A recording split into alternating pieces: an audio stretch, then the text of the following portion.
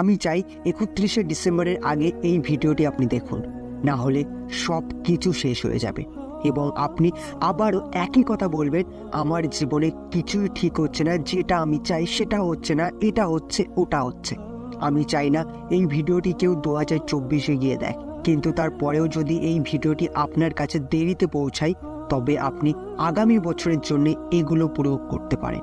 দেখুন, আমি আমার নিজের সুবিধার জন্য এই ভিডিওগুলি তৈরি করছি না। এইরকম অনেক টপিক রয়েছে যে টপিকের উপরে আমি ভিডিও তৈরি করতে পারি, কিন্তু আমার মন বলে যেগুলো আমি আমার জীবনে ফেস করেছি, যে প্রবলেমগুলো আমি আমার জীবনে ফেস করেছি সেগুলো আপনাদের জানা দরকার, যাতে আপনারা সেই প্রবলেমগুলো থেকে কিভাবে ওভারকাম করবেন সেটা আপনি খুব সহজেই জানতে পারবেন। তার জন্যে আপনাদের সুবিধার্থে আমি এই ভিডিওগুলি আপনাদের সামনে নিয়ে আসি। আজ যদি আপনি এই বিষয়গুলো না জানেন তাহলে আপনার সময়গুলো অনেক নষ্ট হয়ে যাবে। তাই এগুলো দেখুন, বুঝুন এবং প্রয়োগ করুন। এই ভিডিওটি সেই ব্যক্তির জন্য যে প্রতিদিন রাতে ঘুমানোর আগে কাঁদে এবং তার রাতগুলি এই ভেবেই কেটে যায় যে কেন সে এমন একটি বেদনাদায়ক জীবনের একটি অংশ, কেন তার সকাল সন্ধ্যা নষ্ট হয়, কেন সে প্রতিটি মুহূর্ত দম বন্ধ হয়ে বেঁচে থাকে, কেন সে প্রতিনিয়ত একটি দুশ্চিন্তার ভিতরে থাকে যে আমি কি করব। আপনিও হয়তো এই বছরের শুরুতে অনেক কিছু ভেবেছিলেন, অনেক কিছু দেখেছিলেন, অনেক কিছু বুঝেছিলেন, তারপরে একটি রাস্তা ঠিক করেন এবং সেটার উপরে আপনি কাজও শুরু করেছিলেন, কিন্তু কিছুদিন কিছু মাস কাজটা করার পরে আপনি ধীরে ধীরে সেই কাজ থেকে দূরে সরে গিয়েছিলেন এবং অবশেষে দেখলেন এই বছরটাও নষ্ট হয়ে গেল। আমি আপনাকে কিছুই বলতে চাই না, আমি জানি আপনার কারণে এই বছরটা নষ্ট হয়ে গেল, কিন্তু আর দেরি নয়, কারণ এই ভিডিওটার টাইটেল যদি আপনি পড়েন তাহলে আপনি বুঝতে পারবেন কেন আমি আপনাকে 31শে ডিসেম্বরের আগে এই ভিডিওটি দেখতে বলেছি। আমি জানি এখন মানুষ নতুন বছরের মোটিভেশন দেবে, যা হবে আগামী বছরের কথা নিয়ে, কিন্তু সেটা কী লাভ? প্রতি বছরের শুরুতে মানুষকে মোটিভেট করতে থাকা এবং বছরের শেষেও তারা ওই একই অবস্থায় থেকে যায়, তাহলে সেই মোটিভেশনের কী লাভ? হ্যাঁ, এটি তখনই লাভ যখন আমি আপনাকে ফেলে আসা বছরগুলো থেকে আপনাকে দেখিয়ে দেব যে আপনি কি কি ভুল করেছেন এবং আগামী যে বছর আসতে চলেছে সেখানে আপনি ওই ভুলগুলো থেকে কিভাবে নিজেকে দূরে রাখবেন এবং আপনি একটি নতুন জীবনে পা দেবেন। এখন আমি আপনার সাথে 5টি জিনিস শেয়ার করব। আমি আশা করি এই ভিডিওটি আপনি খুবই মনোযোগ সহকারে দেখবেন এবং বোঝার চেষ্টা করবেন। এটা আমরা সবাই জানি যে আমরা এই পৃথিবীতে 1000 বছর বাঁচব না। আমি ধরলাম এই পৃথিবীতে আমরা 70 বছর বাঁচব, তার ভিতরে 20 বছর চলে যায় আমাদের পড়াশুনো এবং ছোটবেলাতে, থেকে যায় আর 50 বছর, এবং এর ভিতরে আপনি 20 বছর শুধুমাত্র ঘুমিয়েই কাটিয়ে দেন, বাকি থাকে আর মাত্র 30 বছর, যেটা খুবই কম সময়।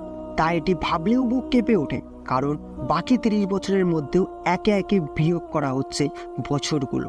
আপনি হয়তো এখন বুঝতে পারছেন যে আপনি কিভাবে আপনার সময়গুলো নষ্ট করেছেন, এবং হয়তো আপনি এটাই ভাবছেন যে আমি আর কখনোই আমার সময়গুলো নষ্ট করব না।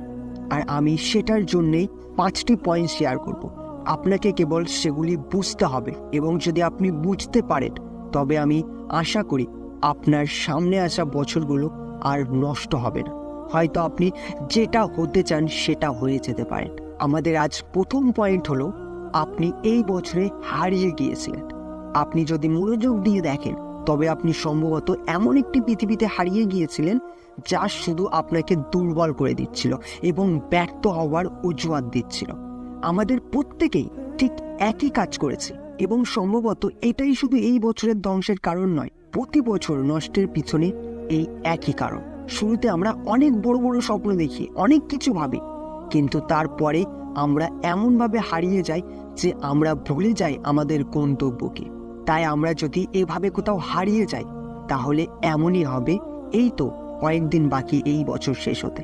আপনি যদি আপনার লক্ষ্যের পিছনে ছুটতেন, আপনি যদি সমস্ত কিছুকে যেটা আপনার লক্ষ্য পূরণের পথে বাধা দিচ্ছে, সেটা হতে পারে আপনার বয়ফ্রেন্ড, হতে পারে আপনার গার্লফ্রেন্ড, হতে পারে আপনার কিছু ফ্রেন্ড, XYZ, এনিথিং, এগুলোকে সাইডে রেখে আপনি আপনার স্বপ্ন পূরণের জন্য আপনি 3 রাত মেহনত করতে, আপনার সময়গুলোকে আপনি একটু একটু করে যদি কাজে লাগাতেন, তাহলে আজ হয়তো আপনি সেখানে থাকতেন যেখানে আপনি যেতে চান।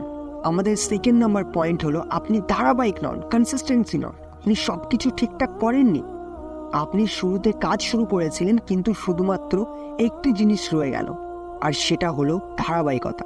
চলুন জানা যাক ধারাবাহিকতার অর্থ কী। একটি ছোট্ট উদাহরণ দিলে আপনি বুঝতে পারবেন।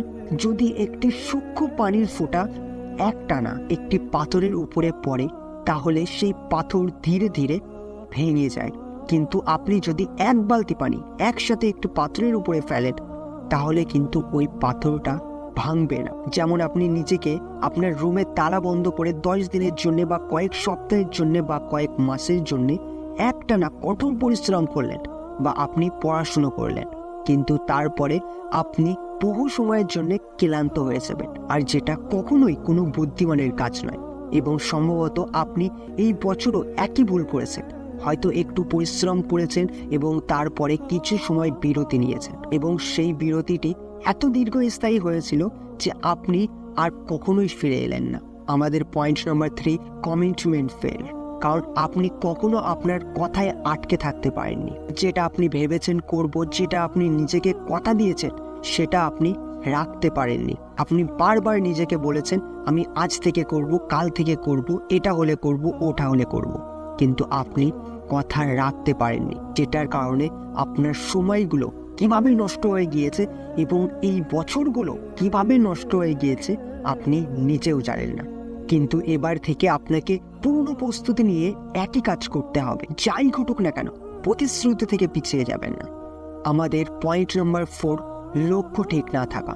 এই ভিডিওটি যারা দেখছেন, ম্যাক্সিমাম স্কুল বা কলেজের ছাত্র বা কোনো না কোনো জবের জন্য তারা প্রিপারেশন নিচ্ছে, আর এখন সবাই ভিড়ের অংশ। তারা সবাই দৌড়াচ্ছে, সারা রাত জেগে আছে, সবাই স্কুলে যাচ্ছে, সবাই কলেজে যাচ্ছে, টিউশনিতে যাচ্ছে, কিন্তু তার সত্ত্বেও তাদের কি কোনো উদ্দেশ্য আছে? তাদের কি কোনো সঠিক লক্ষ্য আছে? আপনাকে অবশ্যই পরিশ্রম করতে হবে, কিন্তু কোন উদ্দেশ্য নিয়ে আপনি পরিশ্রম করবেন সেটা আপনাকে আগে জানতে হবে। পরিশ্রমের ফলও হবে এবং ভাগ্য আপনার পাশে থাকবে। এই বছরেও আপনি একই ভুল করেছেন। আপনি ভিড়ের মধ্যে ভেড়ার মতো কাজ করেছেন। এখন সিংহের মতো কাজ করতে হবে। দৌড়ান, অনেক বেগে দৌড়ান, কিন্তু একটা উদ্দেশ্য নিয়ে। পয়েন্ট নাম্বার 5, লাস্ট পয়েন্ট, ওই সব কিছু বাদ দিয়ে দেন যেগুলো আপনার ডিস্টার্ব করে। ঠিক 4 বছর আগে যেমন ভারত সরকার 60টি চাইনিজ অ্যাপ নিষিদ্ধ করেছিল, একইভাবে আপনাকে পড়তে গিয়ে বা কাজ করতে গিয়ে যেটা ডিস্টার্ব করছে সেটাকে আপনি ব্লক করুন।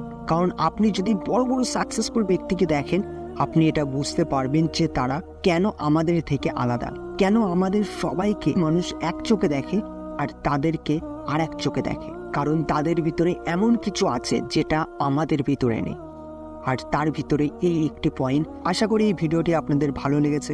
যদি ভিডিওটি ভালো লেগে থাকে তাহলে অবশ্যই ভিডিওটিকে একটা লাইক করবেন এবং আপনার মতামত আপনি অবশ্যই কমেন্টে জানাবেন। দেখা হচ্ছে নতুন কোনো ভিডিওয়।